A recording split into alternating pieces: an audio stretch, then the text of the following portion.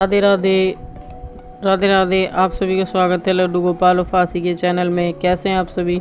आशा करती हूँ कान्हा जी की कृपा से आप सभी अच्छे होंगे। आज की वीडियो में हम सुनेंगे कार्तिक मास महत्तम का 31वां अध्याय। तो चलिए शुरू करते हैं। भगवान श्री कृष्णचंद्र महाराज ने कहा, पहले उज्जैन में एक महापापी और दुरात्मा धनेश्वर नामक ब्राह्मण रहता था। वह रस, चमड़ा और कंबल आदि का व्यापार करता था। वेश्यागामी था और मदपान आदि बुरे कर्म किया करता था। चूँकि वह दिन रात पाप में रत रहता था, इसलिए उस व्यापार के लिए वह नगर नगर घूमता था। वह एक दिन माहेश्वतीपुरी जा पहुंचा। माहेश्वतीपुरी चूँकि राजा माहिस ने बसाई थी, इसलिए बस राजा के नाम पर ही विख्यात थी। नगरी के पास ही पाप नाशनी पुण्यकारिणी भगवती नर्मदा बहती थी। उस नदी के किनारे देश देशांतर से आए हुए यात्री की कार्तिक व्रत करने के लिए कुछ दिनों के लिए ठहरा करते थे। उन कार्तिक व्रत करने वाले प्राणियों को वहां ठहरा देखकर वह दुष्ट धनेश्वर भी इधर उधर व्यापार करता हुआ एक मास के लिए वहां ठहर गया। अपने माल को बेचता हुआ वह नर्मदा नदी के तट पर घूमता हुआ ब्राह्मणों को देव पूजा में अक्सर लगा हुआ वह देखता कि कोई तो पुराण पढ़ रहा है और कोई सुन रहा है, कोई भगवत कीर्तन कर रहा है, कोई भजन सुन रहा है, कोई ध्यान में लीन है और कोई तुलसी की माला धारण किए हुए है। बस इसी तरह वह भगवत भक्तों के बीच में रहा और वैष्णवों के दर्शन करता रहा, उनको स्पर्श करता रहा, उनसे वार्तालाप करता रहा और भगवान विष्णु के नाम स्मरण के पुण्य का अर्जित करता रहा। वह कार्तिक के व्रत की उद्यापन विधि तथा जागरण को भी देखता रहा। उसने पूर्णिमा को देखा कि व्रती ब्राह्मणों तथा गौओं को भोजन करवा रहे हैं, उनको दक्षिणा आदि भी दे रहे हैं। उसने नित्य प्रति भगवान शंकर की प्रसन्नता के लिए होती दीपमाला भी देखी। त्रिपुर नामक राक्षस के तीनों पुरों को भगवान शंकर ने इसी तिथि को जलाया था। इसी कारण भगवान शिव के भक्त इस तिथि को दीप उत्सव मनाते हैं। जो मनुष्य मुझ में और भगवान शंकर में अंतर मानता है, उसकी संपूर्ण क्रिया निष्फल हो जाती है।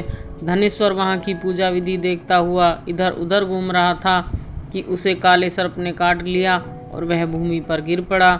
उसकी यह दशा देखकर वहाँ के दयालु भक्तों ने उसको चहुं ओर से घेर लिया और उसके मुंह में तुलसी दल मिश्रित जल के छींटे देने लगे। और जब उसके प्राण निकले तो यम के दूत उसे बांधकर कोड़े से मारते हुए यमपुरी ले गए।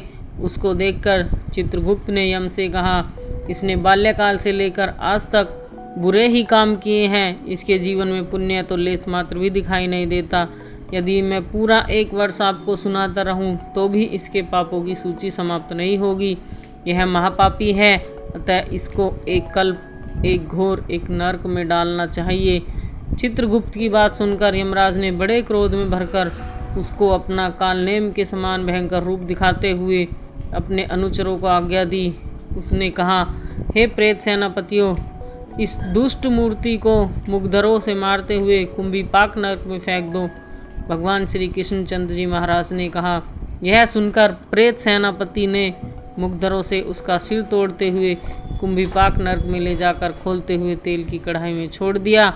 प्रेत सेनापतियों ने जो ही उसे तेल की कढ़ाई में फेंका तो ही लपलपाती हुई आग अपने आप ठंडी हो गई, जैसे कि प्रहलाद को अग्नि में डालने से वह अग्नि ठंडी हो गई थी। यह विचित्र घटना देखकर प्रेत सेनापतियों ने यमराज के पास जाकर सारा वृत्तांत कहा। यमराज भी सारा हाल सुनकर आश्चर्यचकित रह गए और धनेश्वर को अपने पास बुलाकर स्थिति पर विचार करने लगे। उसी समय नारायण नारायण का कीर्तन करते हुए देव ऋषि नारद भी वहां पहुँचे और यमराज से कहने लगे, हे अरुण नंदन यमराज, यह ब्राह्मण नरक में डाले जाने के योग्य नहीं है, क्योंकि इसने अंत समय में कुछ शुभ कर्म किए हैं जो कि नरक यातना को कष्ट करने वाले हैं। जो लोग भगवत भक्तों का दर्शन करते हैं, उनसे वार्तालाप करते हैं और उनका स्पर्श करते हैं, चाहे उन्होंने कोई पुण्य कर्म न किया हो, सहज स्वर्ग के अधिकारी हो जाते हैं। अतः धनेश्वर भी पुण्यात्माओं के संग व स्पर्श से स्वर्ग का अधिकारी हो गया है। अतएव यह पुण्यात्मा है, इसे यक्ष योनि दो और केवल इसे पाप भोग करने वाला नरक दिखा दो। भगवान श्री कृष्णचंद्र जी महाराज ने कहा। जब देव ऋषि नारद ऐसा कहकर चले गए तो धनेश्वर को पुण्यात्मा समझते हुए यमराज ने दूतों को उसे नरक दिखाने की आज्ञा दी। राधे राधे, धन्यवाद। वीडियो अच्छी लगी हो तो लाइक कमेंट शेयर करें और हमारे चैनल को सब्सक्राइब करें और बेल आइकन को प्रेस करें, जिससे कि हमारी आने वाली वीडियो की नोटिफिकेशन आपको मिलती रहे। राधे राधे, धन्यवाद।